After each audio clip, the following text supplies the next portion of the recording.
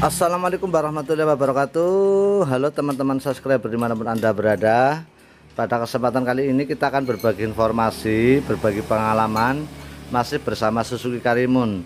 Kita akan berbagi informasi bagaimana cara mengontrol atau mengecek ball joint, T-rod dan rack end-nya, khususnya pada kaki-kaki. Bagaimana cara mengontrolnya yang benar, dan sehingga nantinya akan bisa menyimpulkan bahwa kaki-kakinya rusak atau tidak. Kita akan menginformasikan bagaimana cara mengontrolnya yang benar, sebab masih banyak teman-teman yang salah, bukannya salah tapi belum pas dalam mengontrol kaki-kakinya, sehingga bisa memvonis bahwa kaki-kakinya rusak atau tidak.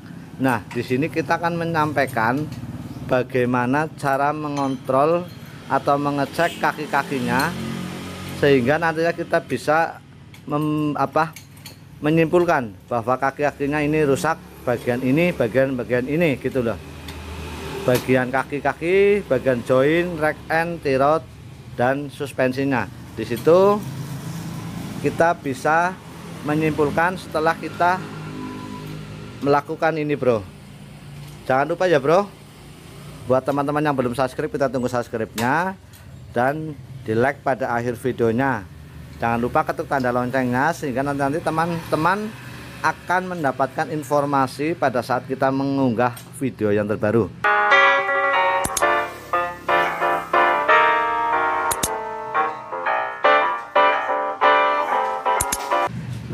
Oke, bro. Nah, ini lagi didongkrak untuk rodanya. Ya, cukup.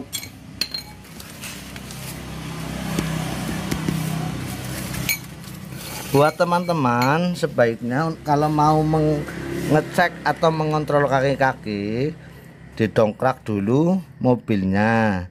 Nah, untuk dongkraknya perlu diperhatikan buat teman-teman, jangan sekali-kali mendongkrak pada bagian sayap. Nah, pada bagian sayap, ini sayap, ataupun pada bagian kaki-kakinya, karena kita akan mengontrol pada bagian kaki-kakinya, bagian sayapan, join. Ya, jangan didongkrak pada bagian itu, karena itu yang akan kita kontrol. Teman-teman sebaiknya mendongkrak pada bagian sasis. Nah, ada bagian sasis, bagian sasis itu. Jadi yang diangkat bodinya, sehingga nanti banyak akan menggantung. Nah, ini jelasnya gini, bro.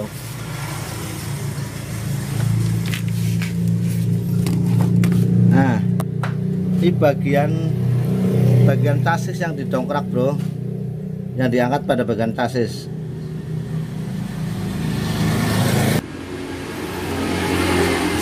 Oke, bro, setelah mobil kita dongkrak untuk bagian chassisnya, kita akan mengontrol dulu laharnya bagus apa enggak. Nah, kita putar rodanya, ada suara berisik atau enggak.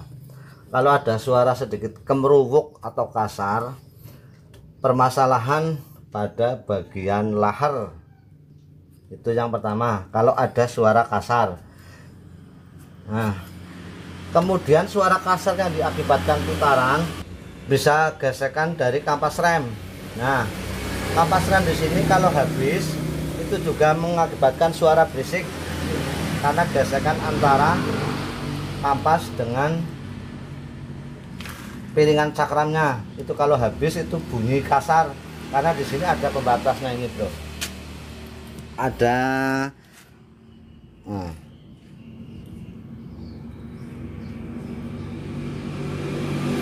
ini adalah semacam, intinya kalau kampasnya habis, ini akan menimbulkan suara gesekan antara besi kampas dengan piringan cakram. Nah, ini bagian ini, bro. Jadi kalau roda diputar kemudian ada suara berisik, silakan teman-teman dengarkan dari suara lahar atau suara dari kampas rem. Kalau diputar suara kemeruwuk atau kasar, bahasa Jawa lah ya, kemerubuk atau kasar, bisa jadi dari lahar, kemudian bisa jadi dari gesekan antara kampas rem yang diakibatkan karena kampas sudah tipis. Kemudian pada dudukan kampas rem di sini juga bisa berakibat atau berbunyi kasar, ibaratnya gemlotak gitu bro. Pada saat di jalanan kasar dia klak klak klak klak klak klak gitu, itu bisa diakibatkan dari dudukan kampas rem. Di situ ada as, pada dudukan rumahan kampas rem itu ada asnya, dan itu asnya sudah aus, itu bisa diganti. Harganya sekitar antara 25-an atau 35-an. Itu harga untuk as dudukan rumah kampas rem. Kemudian kalau kita goyang ke atas ke bawah ada goyangan, ini roda kok goyang, berarti permasalahan yang pertama bisa pada ball joint. Kemudian yang kedua pada karet suspensi yang sudah tipis atau sudah pantat, itu juga bisa kalau digoyang ini bergoyang, ini bisa permasalahan pada karet suspensi atau karet dudukan shockbreaker bagian atas. Kemudian bila kita goyang ke depan dan ke belakang kayak gini, nah ini kalau goyangannya parah itu berarti permasalahan pada tirotnya. Yang kedua, goyangan diakibatkan karena horem setir. Kalau horem setir itu masih wajar karena spelling itu harus ada pada horem setirnya. Tapi kalau goyangannya terlalu parah itu diakibatkan oleh tirot yang sudah mau rusak. Nah, jadi kalau atas bawah kendala pada ball joint, kemudian pada lahar roda itu juga pengaruh, kemudian dari karet shockbreaker atau karet bantalan shockbreaker. Bila kita goyang ke depan dan ke belakang ada goyangan parah, berarti permasalahan pada tirotnya. Itu cara mengontrol atau mengecek kaki-kakinya. Jadi buat teman-teman jangan salah jangan salah deteksi dulu. Nanti sudah beli ini atau mungkin kalau sudah beli dulu kemudian ternyata yang rusak pada bagian yang lain, itu kan akhirnya mubadir. Jadi dicek dulu bagian mana yang benar-benar memang rusak, apakah bagian ball joint, apakah bagian tirot, ataukah bagian karet pada suspensi atau shockbreakernya. Nah caranya seperti tadi, dongkrak pada sasisnya, nanti biar kalau mobil terangkat kemudian ban menggantung, itu baru kita bisa mengontrolnya atau mengeceknya bagian mana yang rusak yang paling parah. Kemudian jangan sekali-kali mendongkrak pada bagian sayap-sayapnya, itu tidak bisa menjadi acuan atau menjadi tolak ukur pada saat kita mau mengecek pada kaki-kakinya. Jadi kalau mau mengecek kaki-kakinya, dongkraklah atau angkatlah pada bagian chassisnya, itu bisa baru kita menyimpulkan pada bagian mana yang rusak. Sekali lagi, jangan sekali-kali mendongkrak pada bagian sayapnya kalau mau ngecek kaki-kaki keseluruhan. Itu bro.